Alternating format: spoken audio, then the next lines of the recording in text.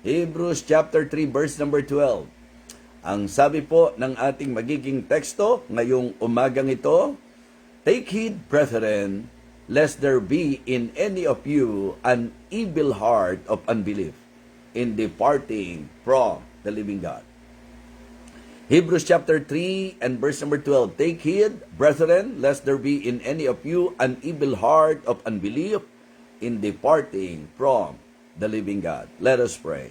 Dakilang Diyos, aming Panginoon, ngayong umagang ito, kami po'y nagpapasalamat sa muling pagkakataon na ipinagkaloob mo upang kami po ay mag-aral ng iyong salita. Thank you so much sa mapagpalang linggo na kung saan ang iyong mga anak ay sumamba, nagpuri, at ginawa ang iyong kalooban. At ngayon pong araw ng Lunes, sa muli pong pagsasalo-salo po namin sa iyong banal na salita, may we be sensitive to the moving of the Holy Spirit, and may we submit ourselves to the authority of your word.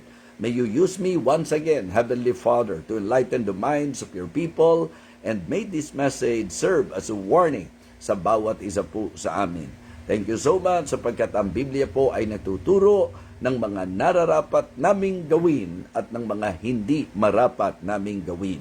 Kaya sa iyo ko po pinagkakatiwala ang mabungang resulta ng pagbabahaging ito ng iyong salita. May you continue to bless this online ministry, Heavenly Father, and thank you for trusting me. Thank you so much. We praise you, Lord. We honor you, Lord. In Christ's most precious name, Amen. Amen. Okay, mga kapatid, atin pong magandang maunawaan na ang Biblia po sa katotohanan ay masasabi po nating naglalaman ng mga paalala at babala po ng ating Panginoon. Hindi po para hadlangan po tayo sa ating pong kasiyahan, kundi para protektahan po tayo sa ating pong buhay. So mga kapatid, ang ating pong Diyos sa katotohanan ay nagmamahal sa bawat isa po sa atin. At yun ang reason kung bakit may mga pagkakataon na siya po ay nagbibigay ng tinatawag na babala. Hindi lamang po paalala, kundi babala. Kaya po, katulad ng talata pong ito, makikita nyo po, nasa sulat po ng Hebrews chapter 3 verse number 12. Dito po sa talata ng Hebrews chapter 3 verse number 12. Ang sabi po, take heed, brethren, lest there be in any of you an evil heart of unbelief in departing from the living God. So, ngayon po ang ating pag-uusapan at ang pag-aaralan, kagaya ng nabanggit ko po sa Bible, tinuturo po sa atin ang mga nararapat, pero tinuturo din po sa atin ang hindi marapat. So, kaya let me share with you this morning the message of the Lord entitled, Please Don't. Please don't. Okay? Pakiusap po, huwag. Ilang mga bagay po ang bibigyan pansin po natin sa ating pag-aaral na ang pinaka-konsepto po, ito po yung huwag na huwag nating gagawin. Particularly sa atin pong Panginoon. Yes. So, ngayong umaga, please listen very carefully and allow the Holy Spirit to work in your heart, and then maganda po na bukas ang isip, ang pandinig, ang puso, ang pagkatao upang tayo po ay mapagpala. So, please don't. Ito po mga kapatid ay maikukonsider po nating warning. Ito po ay babala mga kapatid. So, yun ang gusto kong maunawaan po natin na sa Biblia marami pong babala. Sa Biblia po ay hindi po pwedeng isa-isang tabi po natin ang mga babala ng Biblia. So, yun pala ang magandang title din, babala ng Biblia. Yes. I remember kapag ka po may mga nakikita tayo, di po ba, ng mga warning sign. Kadalasan po ang dahilan dahil hazardous, di ba, dangerous. So, mapanganib, kaya po nagbibigay po ng babala. And I believe the same thing is true in the Bible, na may mga warning sapagkat delikado. Warning sapagkat hindi makakabuti sa atin. Mapapasama po tayo. Okay, the first word in our text is the word take heed. Diba? Ito po ay kasing kahulugan ng salitang beware. And again, ang salitang ito ay pagbibigay babala sapagkat kapag hindi po natin pinansin, tayo po ay mapapasama. Ang teksto po natin, very clear. Ito po ay pumapatungkol doon sa naging kalagayan po ng mga Israelites na ginamit na example ng writer to serve as a warning sa mga kanyang sinulatan. Take heed, brethren, lest there be in any of you an evil heart of unbelief in departing from the living God. Naranasan nyo na po ba na binigyan kayo ng warning tapos hindi nyo po pinakinggan? Ngayon, later on, na-realize nyo, kaya pala ako binigyan ng babala, kaya pala ako sinabihan. Pero ang problema, hindi ba, na naranasan na natin yung hindi po magandang resulta. So, kaya wag na wag po natin, mga kapatid, i-ignore ang mga babala ng Diyos sa kanyang salita. So, please don't. Please don't. Para po mas maintindihan nyo po ako, dito po sa Hebrews chapter 3, ang konteksto ay yung pong malungkot na nangyari po sa Israelites, na sila po ay hindi nakapasok sa promised land. Sila po ay hindi nakaentrada sa lupang ipinangako ng Panginoon sa kanila. At ang dahilan ay ang hindi po pagbibigay pansin sa tinatawag nating babalang ito. Kaya ginamit na example ng writer yung karanasan ng Israelites upang tayo po ay turuan, upang tayo po ay palalahanan. Kaya nga ang pakiusap, please don't. Okay, please don't. Number 1, please don't doubt the Lord. Don't doubt the Lord. Huwag nating pag-alinlanganan ang Panginoon. Okay, so please don't get me wrong. Ang Diyos po, napaparalyze natin sa ganyang pamamaraan. Yung bang hindi siya mag-ooperate, hindi siya gagawa kapag hindi mo pinagtiwalaan ang Diyos. Okay? So, ito pong statement na ito ay nasa konteksto po ng kanyang masasabi po nating disenyo. Kung paano po dinesign ng Panginoon ang kanyang pag-ooperate sa buhay ng mga mananampalataya. Ang gusto po ng Panginoon, siya'y gagawa sa idea ng iyong pagtitiwala. Kayang gawin ng Diyos ang lahat, okay? Kayang gawin ng Diyos ang lahat ng bagay, pero tandaan niyo po, meron siyang sistema. At ito ay kinakailangan na nakatungtong sa pananampalataya. Okay? Ganito po ang ibig kong sabihin. Hebrews chapter 11 and verse number 6. So, wala pong makakaparalyze sa Diyos, ha? Kailangan po, kunin natin yung concept na sinasabi ko po. Na kahit gustuhin ng Diyos na gumawa, hindi siya makagagawa sa iyo kung di ka matututong magtiwala sa Kanya. Sa Hebrews chapter 11 verse number 6, ang sabi po ng Bible, but without faith, it is impossible to please Him. For he that cometh to God must believe that He is, and that He is the rewarder of them that diligently seek Him.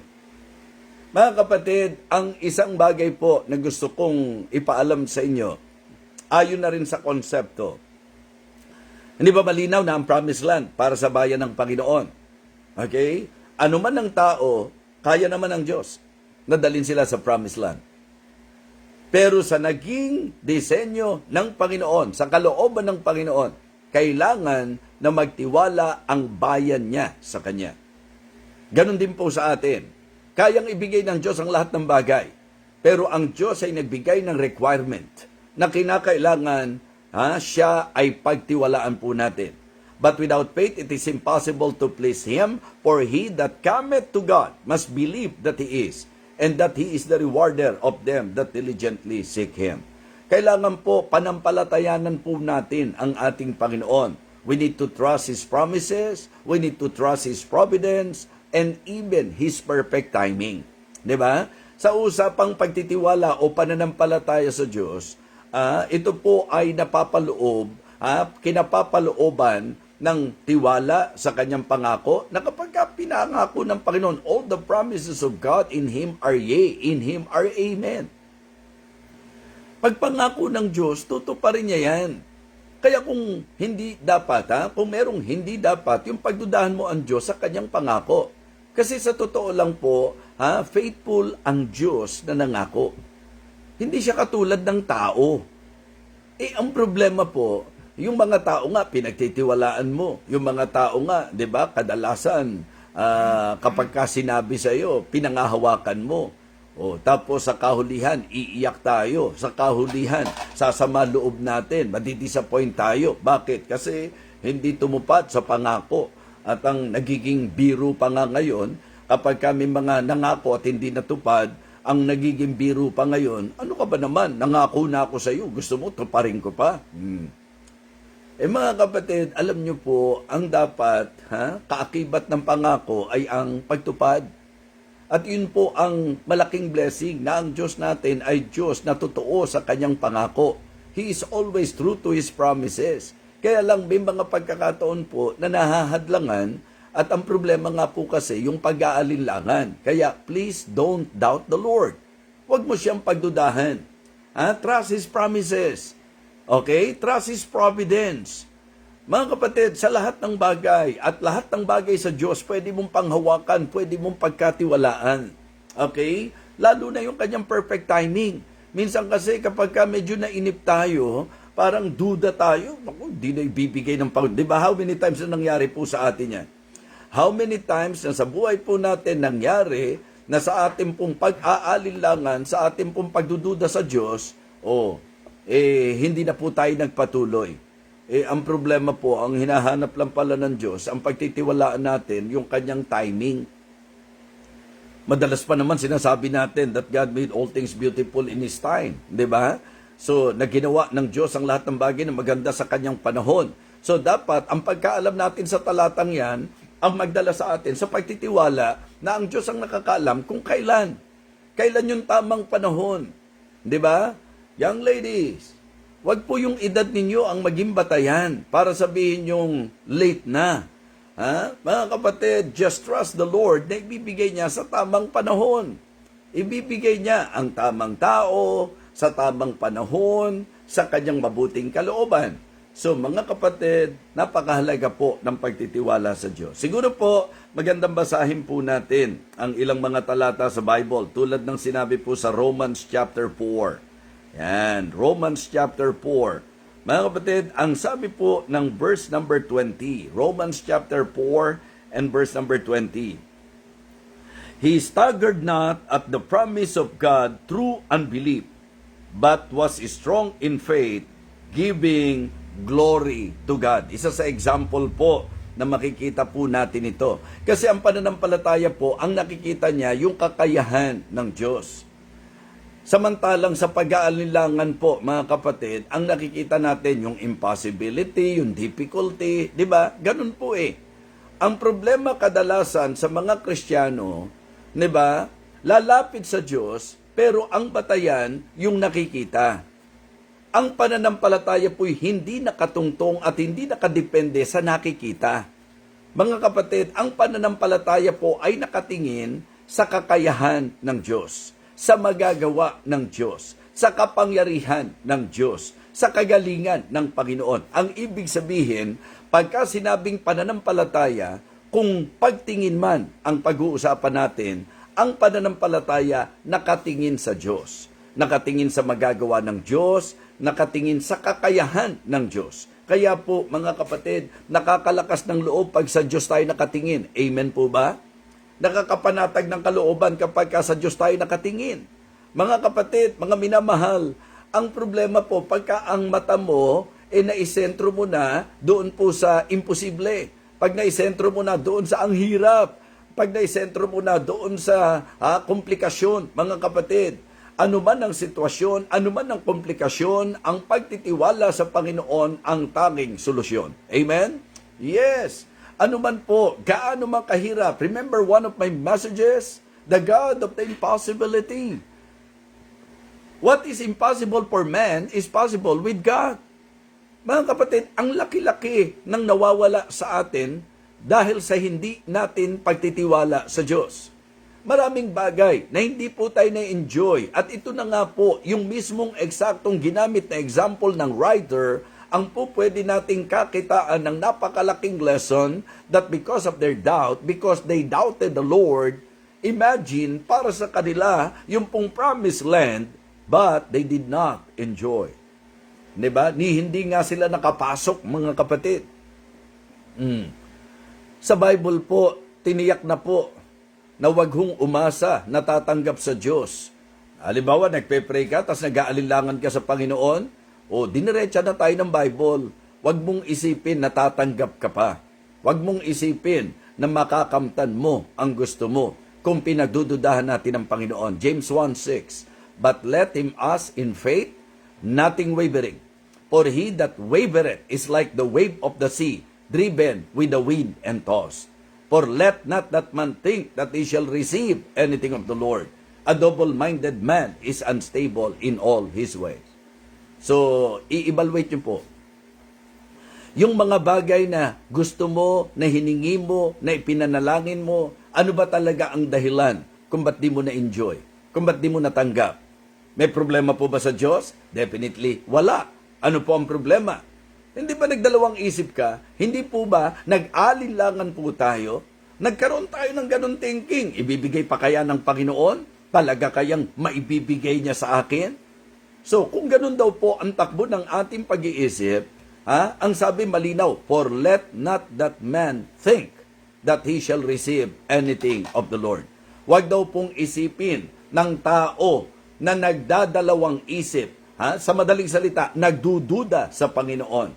Huwag niyang isipin na tatanggapin niya ang kanyang hinihingi sa Diyos. Mga kapatid, lumalabas po sa akin na requirement po ng Panginoon ang pananampalataya. For he that cometh to God must believe. Please, pansinin po natin, sino man daw po nalalapit sa Diyos must believe that He is. Hindi nga sinabing dapat magtiwalang ibibigay. Ang linaw po, paglalapit ka sa Diyos, kinakailangan nagtitiwala kang siya nga. Amen? That He is. And that He is the rewarder of them that diligently seek Him. Sayang po ang pagluhod kung walang pananampalataya. Sayang po ang oras na ginugol para tumawag sa Diyos kung may pag-aalinlangan. Mga kapatid, isang napakalinaw na requirement ng paglapit sa Diyos ay ang pananampalataya. So please, don't doubt the Lord. Huwag nating pag-alinlanganan ng Panginoon. Meron po akong isang simple logic na sinasabi ko po, nakakalungkot isipin ito. Ano po yan? Na tayong tao, pag nakaranas tayo, na ayaw tayong pagtiwalaan, duda ka sa akin? Di ba? Minsan, ganun po tayo Umamin tayo mga kapatid. May mga pagkakataon po na talagang para sa iyo, hurting, na ang pakiramdam mo, teka, parang wala kang tiwala sa akin So, nandoon ang heavy drama kapag ang pakiramdam mo, pinagdudahan ka. Pero ang tanong, sino po ba tayo para talaga umasa na lubos na magtitiwala ang tao sa atin? Gaano kadalas na po ba tayo nabigo? Gaano kadalas na po ba tayong sumira? At sino po ba tayo para talaga panampalatayanan o pagtiwalaan? But again, tayong tao nasasaktan kapag po tayo pinagdududahan. Samantalang alam naman natin na hindi naman talaga pwedeng panghawakan ng tao. Sabi nga po ng Bible, di po ba? Every man, sabi? Let God be true and every man a liar. So, ako, ikaw, na tao, kapag ka nakaramdam na pinagdudahan, nasasaktan. Samantalang limitado po tayo, samantalang hindi naman natin talaga kaya ang lahat. Iisip ko po, ako at ikaw, na kung tutuusin, pwede naman talagang hindi katiwa-tiwala, pero nasasaktan pagka hindi pinagtiwalaan at pinagdudahan. Tapos itong Diyos, hindi ba natin naisip, mas hurting sa Kanya because God is always true to His words and reliable. Pero pinagdududahan. Kaya, huwag niyong sasabihin hindi kayo pinalalahanan. Ang unang paalala na sa atin at babala sa atin, please don't. Please don't doubt the Lord. Amen? Huwag nating pagdudahan ang Panginoon. nasasaktan po siya. So yun na yung pangalawang puntos natin. Please, don't displease the Lord. Please, don't displease the Lord. Kung meron tayong pasasamain ng loob, wag po ang Panginoon. Kung meron po tayong masasabi nating i-displease, wag sana ang Panginoon.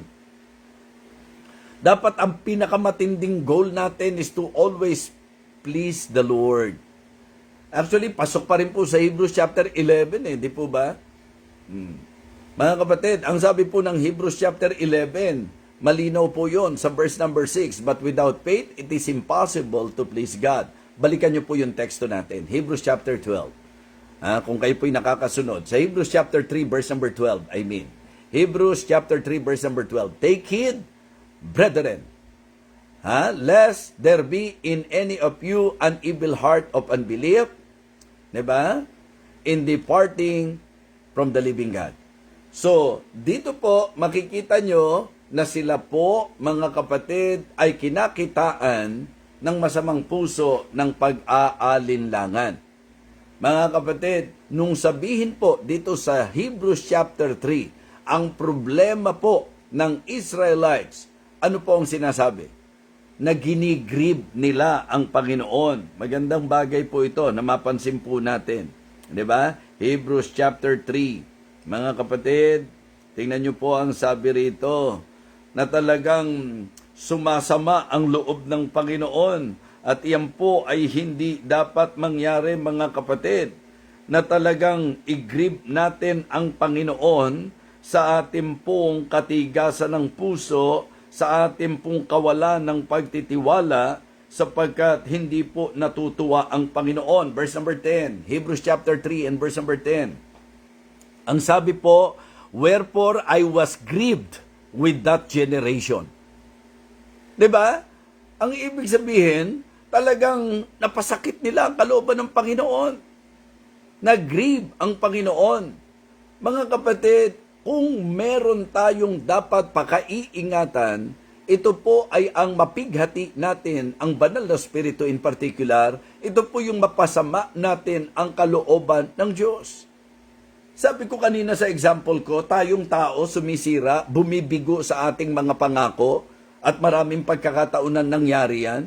Pero, di ba, halimbawa po, ito, bagamat hindi ko po ito isinasadya sa inyo, pero ito po yung isang senaryo. Minsan, lalapit ka sa tao, pahiramin mo naman ako. Tapos, hindi ka pinahiram. Kala mo namang hindi babayaran. Di ba? Minsan, ganun po yung, para ko namang walang tiwala sa akin na ibabalik ko sa iyo. Samantalang marami naman pong eksena at maraming pangyayaring ganun po ang naganap. Di ba? Na nagkahiraman, hindi na po nagkabayaran. Pero sumasama ang loob, pagka ang pakiramdam mo, pinagdududahan ka na kung babayaran mo ba o hindi. So, ang point ko lang po, tayo kung tutuusin, sumasablay pero nasasaktan kapag ka pinagdududahan, samantalang ang Diyos hindi sumisira, hindi sumasablay, hindi malilimitahan sa kakayahan, totoo sa kanyang mga pangako, tapos pagdududahan. Ang Diyos na napakarami ng pinatunayan, tapos pinagdududahan. Kaya mga kapatid, please, don't displease the Lord. Ang ating pong dapat goal is to always please God sa ating pong mga buhay. Ang sabi nga po ng Colossians chapter 1 and verse number 10, ito po ang sabi ng talata, that he might walk worthy of the Lord unto all pleasing. Diba? That he might walk worthy of the Lord unto all pleasing, being fruitful in every good work and increasing in the knowledge of God. Mga kapatid, ang ating dapat lakad bilang Kristiyano ay ang lakad na nakapupuri at para sa kapurihan ng ating Panginoon. So, don't displease the Lord. Let us walk obediently. Let us walk faithfully. Let us walk honestly, mga kapatid. Napakaganda at napakahalaga na ito po ay ating mabigyang pansin. Ang sabi po ng 2 Corinthians chapter 5. 2 Corinthians chapter 5. So, binubuksan ko po yung ating pong mga talata para sa ating pong pag-aaral. Ang sabi po ng verse number 9, Wherefore we labor that whether present or absent, we may be accepted of Him. For we must all appear before the judgment seat of Christ, that everyone may receive the thing done in his body according to that he has done, whether it be good or bad. So kumbaga, it is good to have that mind, it is good to have that intention, it is good to have that desire, it is good to have that mentality na sa anumang kalagayan, ang takbo ng isip mo ay ang tanggapin ka ng Panginoon. Mga kapatid, please don't displease the Lord. Please don't. Okay? Please don't. Don't doubt the Lord. Don't displease the Lord. And please, don't depart from the Lord. Wag tayong hihiwalay sa Panginoon. So, ito po yung tinatawag nating spiritual drifting, mga kapatid.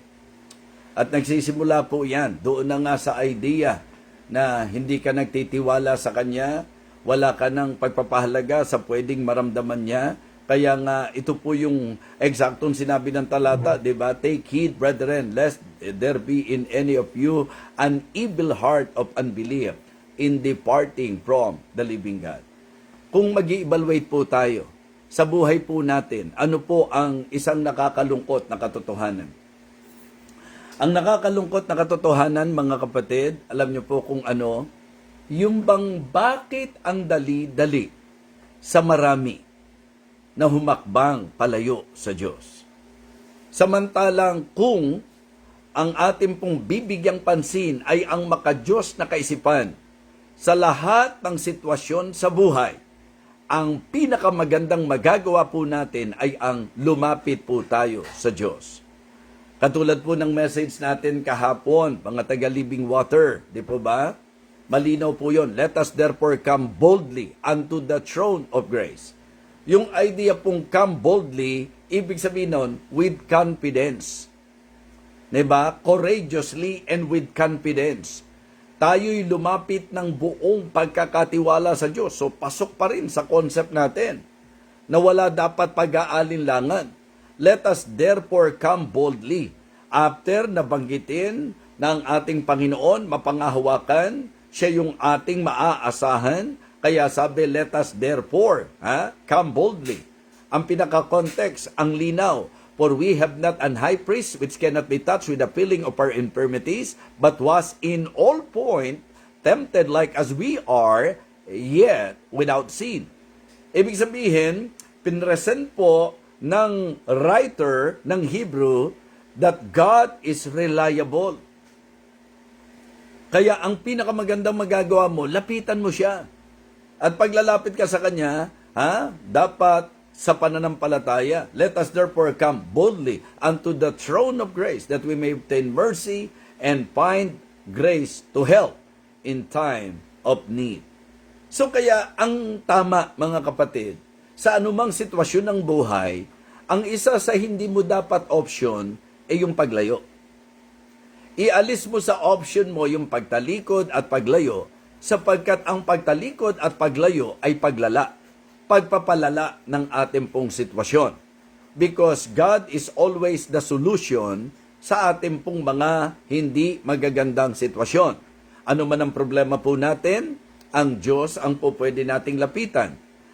In all circumstances, in all situations in life, whether in times of like pain, 'di ba? Sa difficulties, siya po ang po pwede nating lapitan. Kaya dapat ang isang Kristiyano, ialis niya sa option niya yung paglayo, yung pagtalikod. Dapat sa lahat ng sitwasyon sa buhay, bago ang kahit sino. Actually po, na-point out ko po ng isa sa karakter ng Diyos, jealous God. Kaya pagka may problema ka na iba ang naiuna mong iniisip, po pwedeng maging dahilan ng paninibugho ng Panginoon sa iyo. Why? Because ang dapat unang pumapasok sa isip natin ay ang mapangahawakan at ang mapagkakatiwalaan. Yan po ay ang ating Panginoon. Amen? So, do not depart from the Lord. Itong problema po nila, because of their evil heart of unbelief, sila po'y humiwalay sa Diyos, sila po'y lumayo sa Diyos. So, ang paglihis, delikado po yan. Mga kapatid, we must guard our heart. We need to grow in the grace of God. At dapat to, lagi tayong sumasama sa mga kapwa natin mananampalataya. Gather with God's people, grow in grace mga kapatid, guard your heart, sapagkat ang babantayan natin talaga ay yung makapasok ang pag-aalinlangan sa Diyos na kahit kailan ay hindi sumisira sa kanyang pangako. Kaya mga kapatid, mga minamahal, importante po na ang ating pong paalalang ito ay mabigyan natin ng pansin. Nagtampo ka sa tao, huwag ka sa Diyos lalayo. Nagkaproblema ka, huwag kang magtatampo sa Diyos. Ano man ang sitwasyon mo sa buhay, huwag na sa Diyos ka pa magkakadeferensya. Ang lalayo sa Diyos, hindi mapapainam. Pero ang lalapit sa Diyos, tinitiyak po natin, 'di ba? Na sila po ang mapapabuti. May sinabi po ang Biblia, 'di ba, sa Psalms, Lord, they that are far from thee shall perish. Remember that? Siguro basahin po natin. Meron po akong talatang naalala. Psalm chapter 73. Gusto ko lang pong tiyakin kasi ayoko pong bibigay ng verse ng yung two last verses po doon sa Psalm 73. Oh, kita nyo? Tama po ako. Ang sabi po, verse number 27, Psalm 73. Ang konteksto po nito kay Asaph. Okay? Nung pong si Asaph ay nagkaroon ng paninibugho sa mga masasama, sa kanilang kalayaan, nagagawa ang lahat ng kanilang gusto. Yun po yun. Yun ang context po nito. Ang sabi po ng verse number 27, kasi na-realize niya na mali yung ganun takbo ng isip niya. Na-realize niya na talagang para siyang unbeliever doon sa naging takbo ng isip niya. Pero ang sabi po ng Psalm 73 verses 27 and 28, For lo, they that are far from thee shall perish. Thou hast destroyed them, all them that go a-whoring from thee. But it is good for me to draw near unto God. I have put my trust in the Lord God, that I may declare all thy works. So nakita nyo po, sa realization, ang tama talaga, pagka ikaw ay naguguluhan, pagka ikaw ay nabibigatan, kapag ka dumarating ka doon sa point na ang takbo ng isip mo ay lihis, liko, yan po mga kapatid, ang solusyon dyan, lapit sa Diyos, hindi layo. Hirap na hirap ka sa sitwasyon mo. Hindi ba pagka hirap na hirap ka, ang kailangan mo tulong. Kapag ka mabigat ang sitwasyon, kailangan mo yung may kakayahan na talagang matulungan ka sa sitwasyon. O ang tanong ko po sa inyo, sino yung po pwede nating laging asahan? Sino po ba talaga yung po pwedeng pagkatiwalaan? Hindi po ba ang Panginoon? Pero kung ang Panginoon na mapangahawakan, mapagkakatiwalaan, na makapangyarihan na subok, kung ang Panginoon lalayuan mo, anong aasahan po natin? Mga kapatid, mga minamahal, please don't depart from the Lord. Huwag na huwag kang lalayo sa Panginoon. Yan po ang ating pong warning sa bawat isa. Please don't. Please don't doubt the Lord. Please don't displease the Lord. Please don't depart from the Lord, mga kapatid. And last but not the least, please don't disregard the Lord. Dito po nagsisimula yan pagka ikaw ini-ignore mo ang salita ng Diyos. Kapag ka nagsalita ang Panginoon, dinisregard natin. Kapag ka may inutos ang Diyos, dinisregard natin. Yan po mga kapatid, delikado po yan. Matuto tayong irespeto ang ating pong Panginoon at ang kanyang salita. Respect His authority. Always receive His instruction, mga kapatid, and please respond with obedience. Every time na nakinig ka ng preaching, yun ang problema eh. Puno tayo ng preaching. May araw-araw pa tayong almusal ng salita ng Panginoon. Ano na lang ang kulang? Diba? Please don't disregard. Please don't disobey the Lord. Huwag natin siyang i-ignore. Huwag po natin siyang susuwayin. Yun po, mga kapatid, pag-isahin na lang po natin to. Please don't disregard the Lord. Please don't disobey the Lord. Let us learn to respect His authority, mga kapatid, and to receive every instruction na ibinibigay niya sa kanyang salita. At tayo po ay mag-respond ng meron pong pagsunod sa kanya pong sinabi. Even sa reality of life, yung mga anak na masuwayin sa kanilang magulang, ano po ang nakikita nating outcome? Diba? Ang nakikita nating kalalabasan, mga kapatid, kapag ka ang magulang sinusuway natin, napapariwara tayo, napapasama tayo, mga kapatid, heto na naman po, gagamitin kong illustration, ang magulang na nagkukulang, pero ang tinatakbo ng isip, ikabubuti ng anak. Pero tingnan nyo po, yun lang pong mga magulang natin, pag sinusuway natin, hindi po maganda ang kinakalabasan. How much more kung ang Diyos susuwayin natin? Mga kapatid, lagi po nating makita ang kahalagahan ng pagsunod sa Diyos, na ang susi ng pagpapala ay ang pagsunod sa Diyos. Ang susi ng tagumpay ay ang pagsunod sa Diyos. Wag na wag po nating babaliwalain ang Diyos at ang kanyang salita. Mula pa sa pauna, mga kapatid, sinugo na ng Panginoon si Moses to give the message and to give the instruction of God to them. Pero again and again, itong mga Israelites, ang tigas talaga ng ulo, mga kapatid. Sa maraming pagkakataon, nakita na nila na pag lumilihi sila, na pag sumusuway sila, kung anong ibinubunga. And yet, nahandoon pa rin ang pagdidisregard nila at ang pagsuway po nila. Tayo po sa buhay natin, mga kapatid, isipin po ninyo ito. Ano po ba ang nasa isip ng Panginoon para sa bawat isa? Diba? Sa bayan niya, ang linaw eh. For I know the thoughts that I think toward you, said the Lord, thoughts of peace and not of evil, to give you an expected end. Ang talatang yan nagpapakita na kung ang pag-uusapan lang din, kapakanan ko, kapakanan mo, kapakanan ng bawat mga Kristiyano, ang ganda po ng plano ng Diyos sa buhay natin. Pero siyempre po, kahit may plano ang Diyos sa buhay natin, meron pong human accountability. At ang human accountability, ito po ay nasa magiging pagsunod at pagsuway po natin. Kaya nga tingnan nyo po, blessing if you obey. Okay? But curse if you will not obey. So may option ka eh. Meron kang choice. Gagamitin mo ng tama ang choice mo. Pero alam nyo po ba, sino po ba ang pipili sa Diyos? Eh di syempre po, yung nagtitiwala sa Diyos. Di ba? Yun talagang ang gusto, malugod ang Panginoon.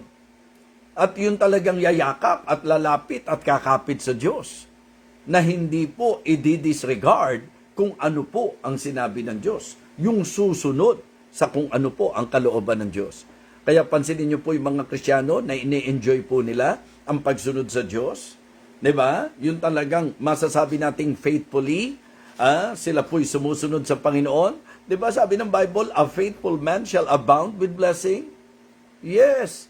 Don't you ever disobey the Lord. Kung may susuwayin ka, wag ang Diyos. Kung may i-disregard ka, wag ang Diyos. Kung may lalayuan ka, wag ang Diyos. Kung merong i-displease ka, wag ang Diyos. Kung may pag-aalinlanganan ka, wag ang Diyos. Please don't.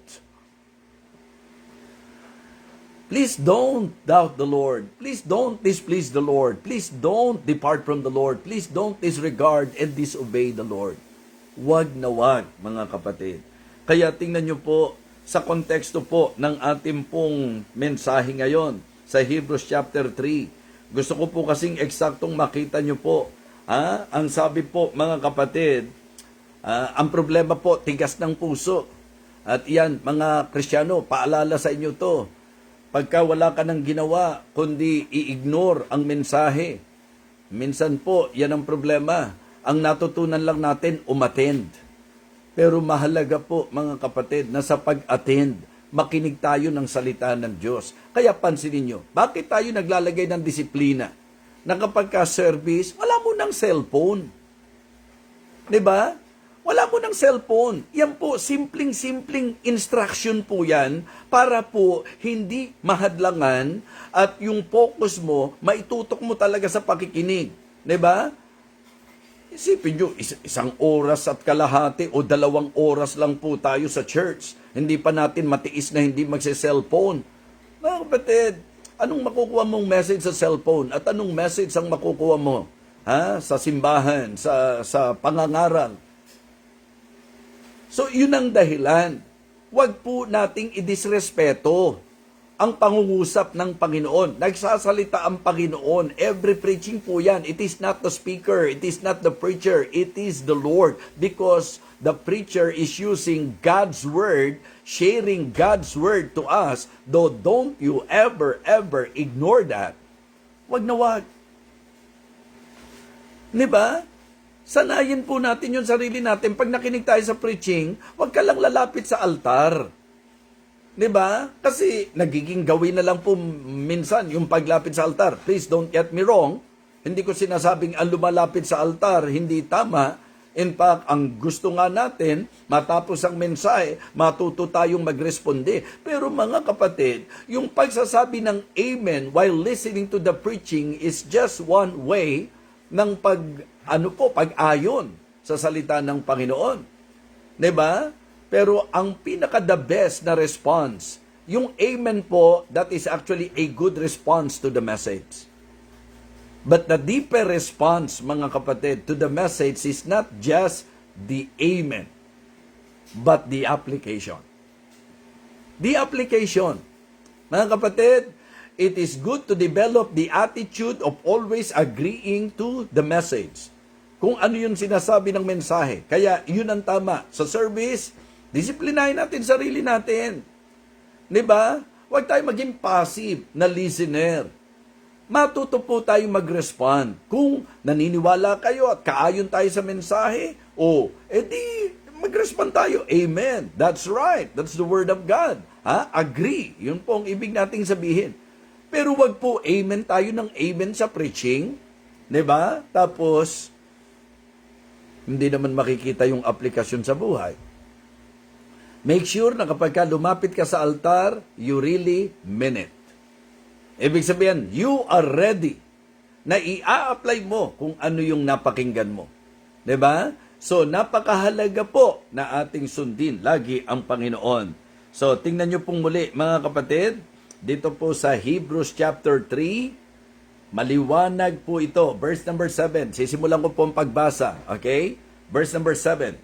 Wherefore, as the Holy Ghost said, today, if you will hear His voice, ano daw ang dapat? Harden not your hearts as in the provocation, in the day of the temptation in the wilderness, when your fathers tempted me and proved me, and saw my works for 40 years. Wherefore I was grieved with that generation, and said, they do always err in their heart, and they have not known my ways. So I swear in my wrath. Di ba? Na-displease eh. Bakit hindi po madidisplease ang Panginoon? Pinagdudahan eh. So, pinagdudahan po ang Panginoon, na-displease ang Panginoon, nag-grieve po siya, kaya sabi niya, so I swear in my wrath, they shall not enter into my rest. So, tingnan niyo po yung consequence.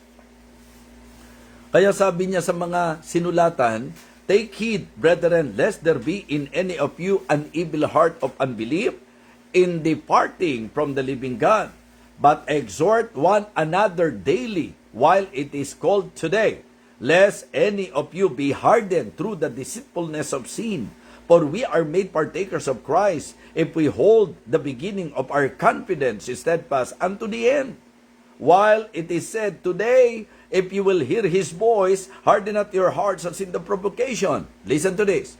For some, when they had heard, did provoke, howbeit not all that came out of Egypt by Moses. But with whom was he grieved 40 years? Was it not with them that had seen, whose carcasses fell in the wilderness? And to whom sware he that they should not enter into his rest, but to them that believe not? Okay, heto po ang sabi ng 19. So, we see that they could not enter in because of unbelief. Kaya inuna ko po yung please don't doubt the Lord. Kasi nga, ang magiging problema, pagka nag-doubt ka sa Panginoon, magiging problema mo yung displeasing the Lord. Magiging problema mo yung departing from the Lord. Magiging problema mo yung disregarding the Lord. At magiging problema mo yung disobeying the Lord. So, ang conclusion ko po, mga kapatid, isettle po natin ang unang don't natin. Please don't doubt the Lord. Anong ibig sabihin? Pag hindi ka nagduda sa Panginoon, di ang tawag doon, pagtitiwala, pananampalataya. Ano po ang sabi ng Bible? Pagka ikaw ay nanampalataya, ano po ang sabi ng Bible? Kasi but without faith, it is impossible to please Him. Meaning to say, kapag ka nandun yung faith, mapiplease mo ang Panginoon. So kaya pag na-secure mo yung number one problem, please don't doubt the Lord. Ibig sabihin, pag nagtiwala ka sa Diyos, hindi mo makukumit yung displeasing sapagkat mapiplease mo ang Panginoon. At hindi ka rin lalayo dahil nga may tiwala ka sa Diyos kakakapit. Amen? Okay? Hindi mo babaliwalain kung ano yung kanyang sinabi dahil pagka pinagtitiwalaan mo, pakikinggan mo. At syempre po mga kapatid, hindi ka susuway. So kaya, please don't. Please don't. In closing, uulitin ko po, please don't doubt the Lord. Please don't displease the Lord. Please don't depart from the Lord. Please don't disregard the Lord. And please don't disobey the Lord. Yan po ang isang napakahalagang mensahe. Please don't. Warning po yan. Warning. Kaya umaasa akong napagpala tayong muli sa salita po ng ating Panginoon. Let us pray. Dakilang Diyos, maraming salamat po sa muling naging gabay mo sa aming pagsasalo-salo at pag-aaral sa iyo pong banal na salita. I pray, O Father, that you will continue to bless this ministry. May you continue to use this ministry to encourage your people, to equip your people, and to enlighten the minds of your people. I pray, O Lord, that you will continue to give me wisdom. May you continue to guide me, Heavenly Father, sapagkat alam ko po na hindi ko po ito kakayanin sa aking sarili lamang. I need your wisdom, Heavenly Father. I need your grace. I need your guidance. So please always help me. At nawa, ang iyong lingkod ay laging maging pagpapala sa bawat isa. Muli po, aming Ama, maraming salamat po. Ito po ang aming panalangin at ang hiling ko po, ingatan mo po sila Brother Virgil at Sister Melissa sa kanila pong biyahe, Panginoon. At umaasa rin po ako na ikaw din po ang siyang patuloy na magpapala sa bawat taga-subaybay ng ministeryong ito. Muli po, Panginoon, maraming salamat. Ito po ang aking panalangin sa pangalan po ng aming Panginoong Jesus. Amen. Amen.